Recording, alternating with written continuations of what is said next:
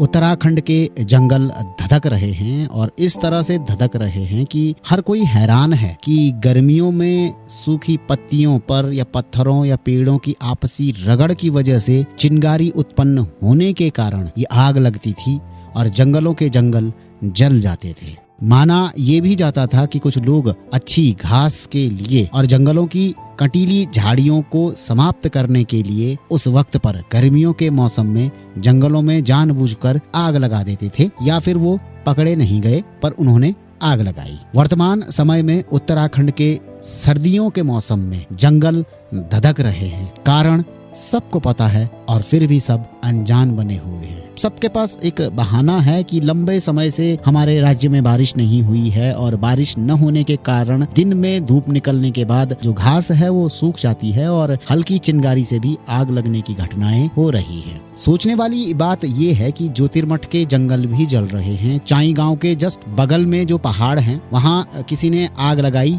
वो आग कैसे लगी कारण पता नहीं है, लेकिन वो आग की चिंगारी इतनी भयानक थी कि उसने पूरा जंगल, पूरी जो घास थी उसको अपने चपेट में ले लिया। हम सबके पास बहाना तैयार है, सर्दियां हैं, घास सूखी है और बस कहीं न कहीं हम सब जानते हैं कि ये आग लगी नहीं है, ये लगाई गई है।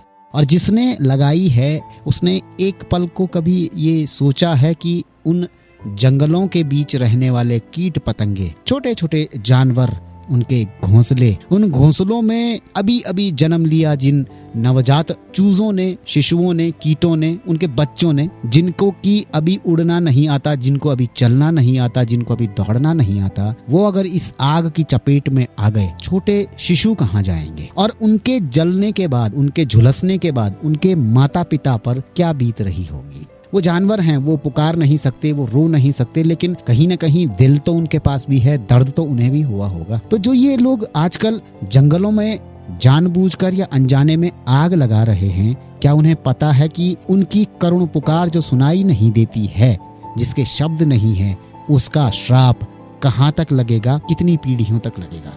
सभी लोगों से निवेदन है कि अच्छी घास के चक्कर में, भालू भगाने के चक्कर में, या हम जो जंगली जानवर हैं जो हमारी फसलों को नुकसान पहुंचाते हैं उनके चक्कर में अगर आग लगा भी रहे हैं अपने खेतों में, तो उसके आसपास रहिए, उसकी चिंगारी को सुरक्षित कीजिए। यहाँ जड़ी बूटियां हैं, यहाँ हरी घास है, यहाँ वो विलुप्त प्राय संपदा है, वन संपदा है जो कहीं और नहीं मिलती। यहाँ वो जंगली जानवर हैं, वो विलुप्त प्राय जंगली जानवर हैं जो कहीं और नहीं मिलते। उनके घरों को ना जलाएं,